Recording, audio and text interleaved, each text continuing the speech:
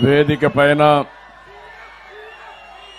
వేదిక ముందర కూడా పెద్ద ఎత్తున ఈ కార్యక్రమానికి హాజరైనటువంటి తెలుగుదేశం జనసేన నాయకులకి కార్యకర్తలకి అందరికీ పేరు పేరున మనస్ఫూర్తిగా నమస్కారాలు.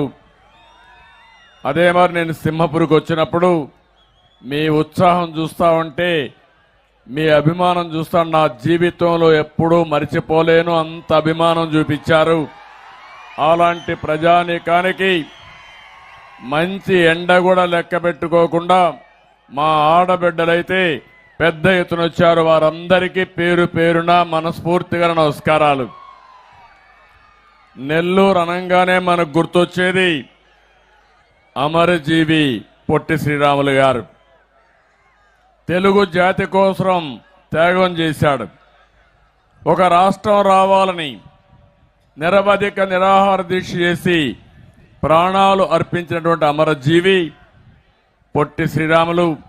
మొట్టమొదటిసారిగా ఆయనకు నివాళులు అర్పించి ఒకసారి గుర్తు చేసుకొని ముందుకు పోదాం.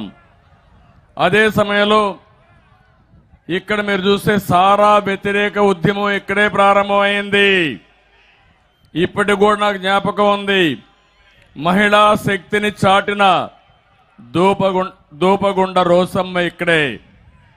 ఈరోజు మీరు చూస్తున్నారు అలాంటి వాళ్ళు సారా ఉద్యమంతో వ్యతిరేక ఉద్యమంతో పోరాడితే ఇప్పుడు జగన్మోహన్ రెడ్డి ఏం చేస్తున్నాడంటే బలవంతంగా మద్యం తాగిచ్చే పరిస్థితికి వస్తున్నాడు.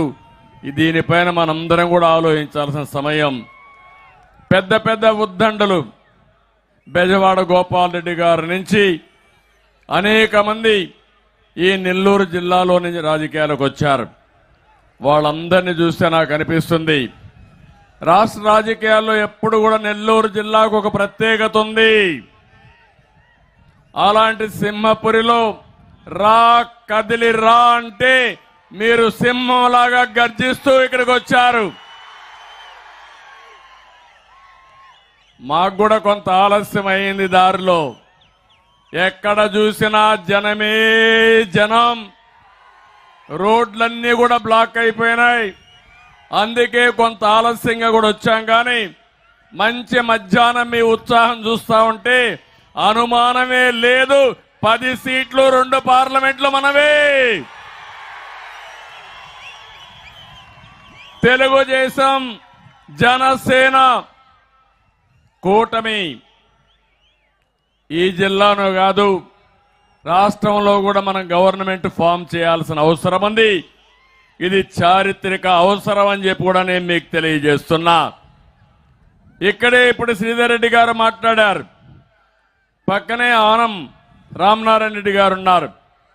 ఈరోజు మీరు చూస్తే జగన్మోహన్ రెడ్డి నువ్వు చేసేది తప్పని గళమెప్పిన వ్యక్తులు ఈ జిల్లా నుంచే రావడం చాలా సంతోషం అని చెప్పి కూడా నేను మీకు తెలియజేస్తున్నా. ఎక్కడో ఇక్కడ ప్రారంభం కావాలి.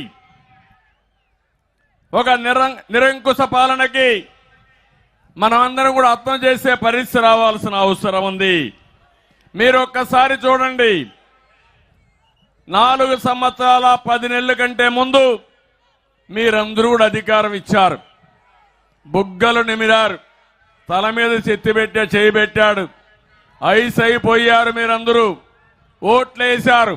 నేను అడుగుతున్నా ఇక్కడుండే మిమ్మల్ని అందరినీ, మీ జీవితాల్లో మార్పు వచ్చిందా అని మిమ్మల్ని అడుగుతున్నా. ఎవరైనా బాగుపడ్డారా అని మిమ్మల్ని అడుగుతున్నా. అందరం బాధితులమే. ఈ రోజే మీరు చూశారు గల్లా జయదేవ్. మనం పరిశ్రమలు తెస్తే అమర్ రాజా బ్యాటరీ పైన దాడి చేసి ఇక్కడి నుంచి వేరే రాష్ట్రాలకు పారిపోయి ఒక రాజకీయ కుటుంబం ప్రస్తుతానికి రాజకీయాలు వద్దని విరమించుకున్నారంటే మీరందరూ అర్థం చేసుకోవాల్సిన అవసరం ఉంది. వేదిక పైన ఉండే వాళ్ళందరం కూడా బాధితులమే. ఈ రోజే నేను చూశాను మాచర్ల నియోజకవర్గంలో ఒక మత్స్య కార్మికుడు కేసులు పెట్టి వేధిస్తా ఉంటే పోలీసులు పిలిపించి ఎక్కడికక్కడ టార్చర్ చేస్తా ఉంటే భరించలేకుండా ఆత్మహత్య చేసుకున్నాడు.